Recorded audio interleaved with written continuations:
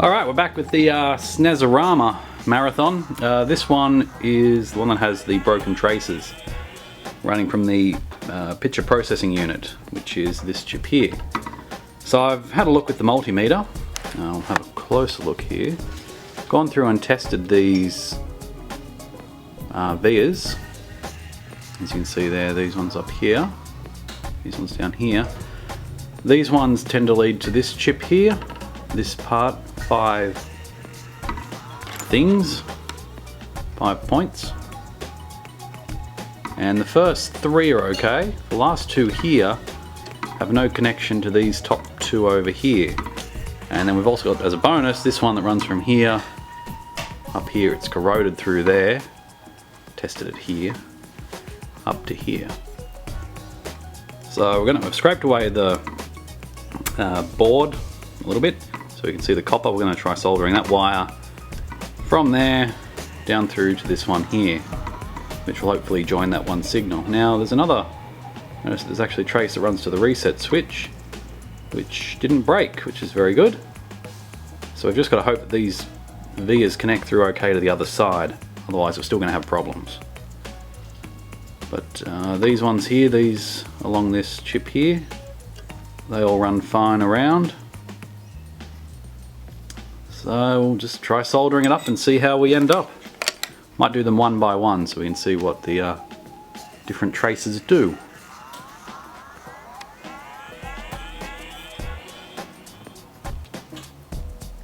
There's the model number there for those curious. Let's get soldering. Wow, what a miracle that was. As I'd hoped, which is probably the best case outcome, the solder fed into the via and secured the cable. So now we have a join at the top there. As you can see, that's quite a nice looking solder job. And down the bottom here. So that's one link in place. Let's go give it a test, see what happens. Alright, so I've got the one link in. I did forget that this was the unit that had the fuse blown, so I've just used a wire bridge. Bit risky, but let's give it a try with Lemmings. Immediately, that's looking better.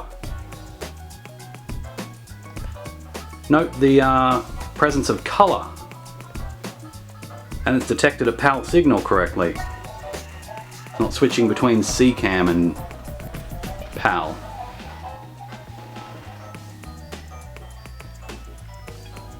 There is obviously still some problems, but that's because we've still got 2 traces to go. Directly to the picture processing unit.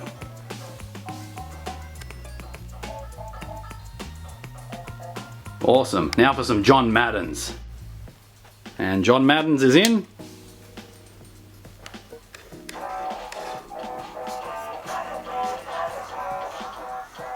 Oh yes.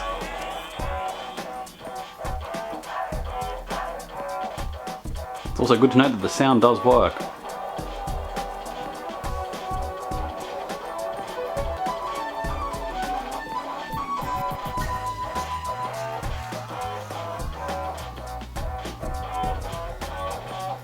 Hey John, how you doing?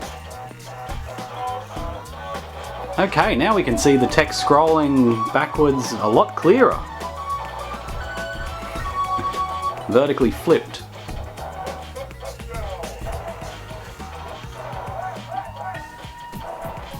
So let's go ahead and get those other 2 connections connected. Okay, so we've soldered in another wire. Actually, I've started soldering in the 3rd wire there. So we've got one connected to pin 31, 2, 3, 1, 2, 3, 4, pin 35, running along to the top via there. And the bottom one at the moment just goes there and does nothing. That will be wired into pin 34 very shortly, but as you can see, that's connected. So let's give it a power on and have a look. Now you're probably thinking, that's no better than before, as I did at first, until I realised that the red horizontal bars are about half as thick. It becomes a lot more evident when you hit text. You can actually read text.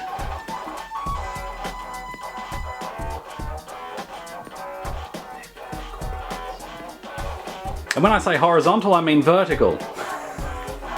Problem solved. So there's John Madden. As you can see, we still have text going back to front. But things are improving. So one more connection to make. Let's give it a go. Maybe we can have a touchdown. Here we are, all wires, all 3 trace wires are wired up. I'll take a better photo and better light, because that is not very good at all. If we have a look on the television screen, notice anything crystal clear about that picture? It's a rhetorical question.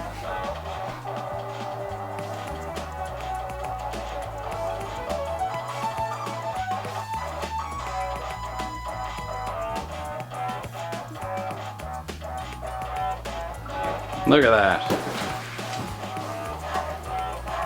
John Madden Football 93. So now we know how to make your text go backwards and to introduce vertical lines.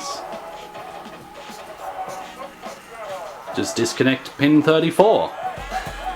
To increase the vertical lines, disconnect pin 35. To make it flick between PAL and CCAM, sever something near the reset switch. Let's go get some good video of the actual repair work. And we'll give, just before we do go down and look at the circuitry, lemmings.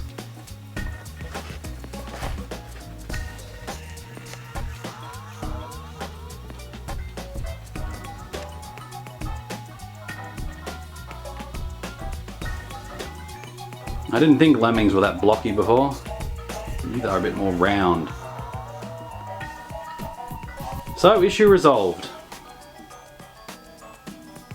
This one was fun. Let's go look at the circuitry. And here we are downstairs in much better light. There's pins 34 and 35 soldered up.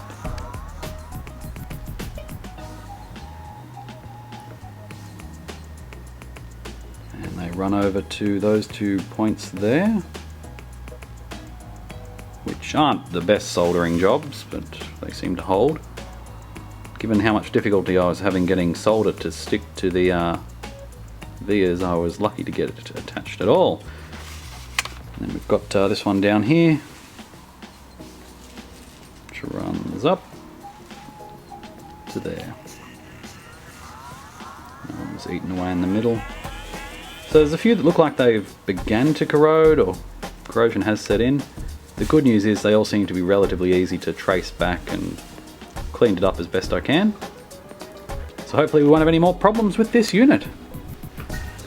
Thanks for watching. Be sure to subscribe for more videos.